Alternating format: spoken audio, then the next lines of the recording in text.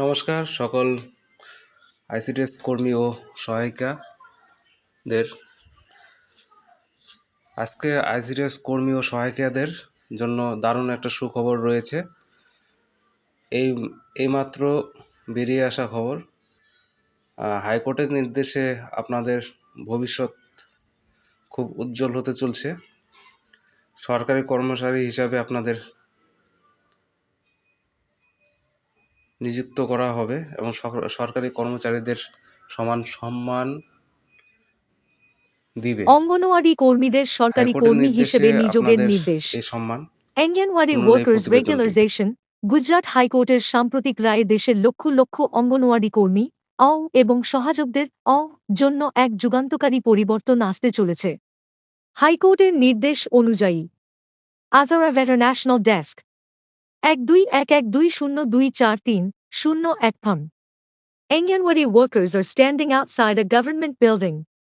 Anganwadi workers regularization Gujarat হাইকোর্টের সাম্প্রতিক রায়ে দেশের লক্ষ লক্ষ অঙ্গনওয়াড়ি কর্মী এবং সহায়কদের জন্য এক যুগান্তকারী পরিবর্তন আসতে চলেছে।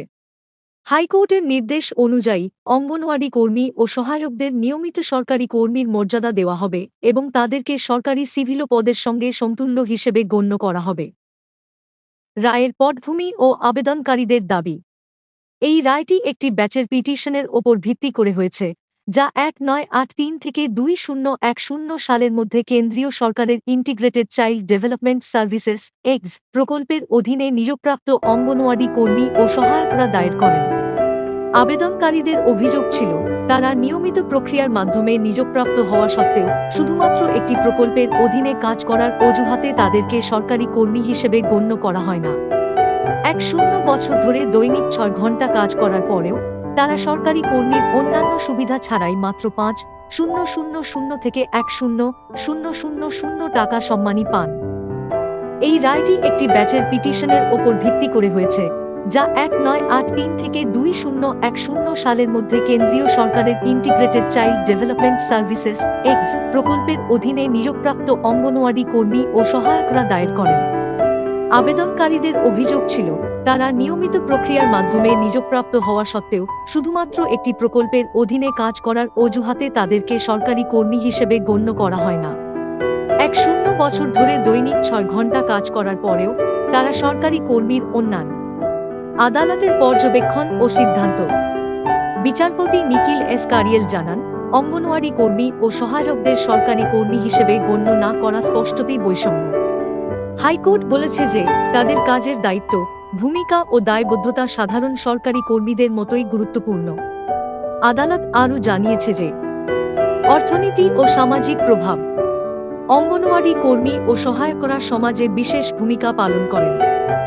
গর্ভবতী ও স্তন্যদানকারী মায়েদের স্বাস্থ্য পরিচর্যা, শিশুদের প্রাথমিক শিক্ষা এবং পুষ্টি সরবরাহে তারা অগ্রণী ভূমিকা রাখছেন।